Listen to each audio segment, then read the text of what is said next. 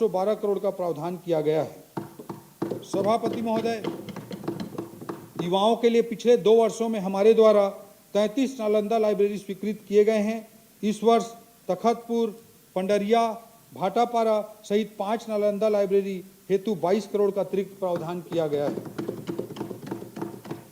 सभापति महोदय, संकल्प के इस बजट की जो इस थीम है, इस संकल्प की थीम की अगली कड़ी एन अर्थात निवेश है। छत्तीसगढ़ की आबादी का लगभग 60% कार्यशील जनसंख्या की श्रेणी में आता है। इनके लिए रोजगार के अवसर उपलब्ध कराना हमारी प्राथमिकता है। वर्तमान में देखा जाए तो हमारी अर्थव्यवस्था में उद्योग क्षेत्र का लगभग 48% तथा सेवा क्षेत्र का लगभग 35% योगदान है। हमारा यह प्रयास है कि निवेश के माध्यम से विकसित अर्थव्यवस्थाओं की तरह उद्योग एवं सेवा क्षेत्र का विस्तार हो, जिससे न केवल प्रत्यक्ष एवं औपचारिक रोजगार के अवसर सृजित होंगे, बल्कि अप्रत्यक्ष रोजगार सृजन की असीम संभावनाएं भी निर्मित होंगी। हमारी औद्योगिक विकास नीति 2024 से 2030 रोजगार पर केंद्रित है। तब विगत वर्ष लगभग 1000 उद्योगों को उत्पादन प्रमाण पत्र जारी किया गया है तथा इन उद्योगों के द्वारा 8000 करोड़ से अधिक के निवेश के साथ साथ 15000 से अधिक रोजगार के अवसर सृजित हुए हैं। धमतरी के कचना में 17 एकड़ क्षेत्र में प्रदेश की पहली 4 मंजिला प्लग एंड प्ले फैक्ट्री विकसित की जा रही है। सभापति महोदय, देश और दुनिया के निवेशकों को छत्तीसगढ़ में आकर्षित करने के लिए माननीय मुख्यमंत्री जी के नेतृत्व में रायपुर, दिल्ली, मुंबई, बेंगलुरु, अहमदाबाद और जापान के ओसाका तक इन्वेस्टर कनेक्ट कार्यक्रम आयोजित किया गया, जिसके परिणाम स्वरूप लगभग 8 लाख करोड़ से अधिक के निवेश प्रस्ताव राज्य को प्राप्त हुए हैं। औद्योगिक क्षेत्रों की वृद्धि करने हेतु इस वित्तीय वर्ष में मटिया, कसडोल, बिरकोनी, महासमुंद, छाती, धमतरी, बनगांव भी, पत्थलगांव सहित 23 औद्योगिक क्षेत्रों की स्थापना के लिए 250 करोड़ रुपए का प्रावधान किया गया है।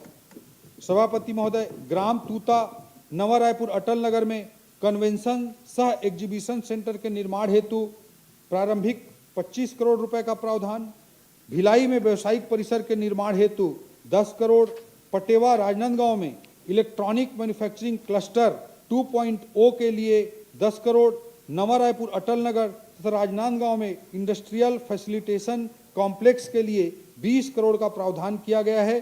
पिछले बजट में हमने छत्तीसगढ़ चैम्बर ऑफ कॉमर्स के भवन निर्माण के लिए बजटीय प्रावधान किया गया है, जिसे अमली जामा पहनाया जा चुका है।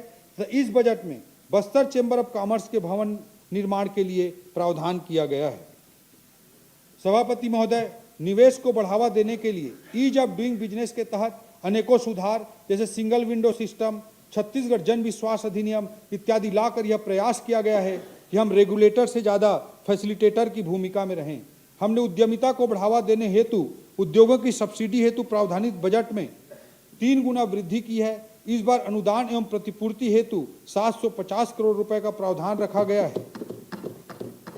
नवीन औद्योगिक क्षेत्रों की स्थापना हेतु लैंड बैंक तैयार करने के लिए 200 करोड़ रुपए का अतिरिक्त प्रावधान भी किया गया है। सभापति महोदय, वर्ष 2024-25 में उद्योग विभाग का बजट 648 करोड़ था, जो बढ़कर इस वर्ष 1750 करोड़ तक पहुंच चुका है। इस तरह उद्योग विभाग के बजट में लगातार उत्तरोत्तर वृद्धि, निवेश प्रोत्साहन एवं रोजगार वृद्धि के प्रति हमारी सरकार की प्रतिबद्धता को रेखांकित करता है। सभापति महोदय, मौजूदा जियोपॉलिटिकल एवं जियो इकोनॉमिक परिदृश्य में क्रिटिकल तथा स्ट्रेटेजिक मिनरल के क्षेत्र में छत्तीसगढ़ अग्रणी भूमिका निभा सकता है। इसलिए नवीन क्षेत्र में संभावनाओं को तलाशने के लिए हम माननीय मुख्यमंत्री जी के नेतृत्व में NMAT, ISM धनबाद एवं CIL जैसे प्रतिष्ठित संस्थानों के साथ मिलकर काम कर रहे हैं। सभापति महोदय, प्रदेश में खान एवं खनिजों के ऑनलाइन एवं डिजिटाइज प्रबंधन हेतु खनिज ऑनलाइन 2.0 के लिए 35 करोड़ का प्रावधान किया गया है। सोना खान भवन के उन्नयन एवं निर्माण हेतु 20 करोड़ रुपए का प्रावधान शामिल है। सभापति महोदय, अब मैं संकल्प थीम की अगली कड़ी के अर्थात कुशल मानव संसाधन के बारे में जिक्र करना चाहूँगा। आज प्रतिस्पर्धी अर्थव्यवस्था में विकास एवं रोजगार का आधार उद्योग, निवेश, अधोसंरचना के साथ साथ कुशल एवं प्रशिक्षित मानव संसाधन होता है। उच्च शिक्षा। सभापति महोदय, कुशल मानव संसाधन के लिए उच्च शिक्षा सबसे महत्वपूर्ण पड़ाव है, जहां छात्र अपनी रुचि, कौशल और टैलेंट के आधार पर आगे का विकल्प चुनता है। महाविद्यालयों को केवल एक पढ़ने पढ़ाने के संस्थान के रूप में नहीं, बल्कि सेंटर ऑफ एक्सीलेंस के रूप में विकसित करना आवश्यक है। इसलिए आगामी चरण में हमने 5 शासकीय महाविद्यालयों, राम भजन महाविद्यालय जसपुर, जे योगानंदन छत्तीसगढ़ महाविद्यालय रायपुर, डॉक्टर वामन वासुदेव पाटंकर कन्या महाविद्यालय दुर्ग, दाऊ कल्याण सिंह कला एवं वाणिज्य महाविद्यालय बलौदाबाजार तक किरोड़ीमल महाविद्यालय रायगढ़ को सेंटर ऑफ एक्सीलेंस के रूप में उन्नयन करने के लिए चयनित किया है, जिसके लिए इस बजट में 15 करोड़ रुपए का अतिरिक्त प्रावधान किया गया है।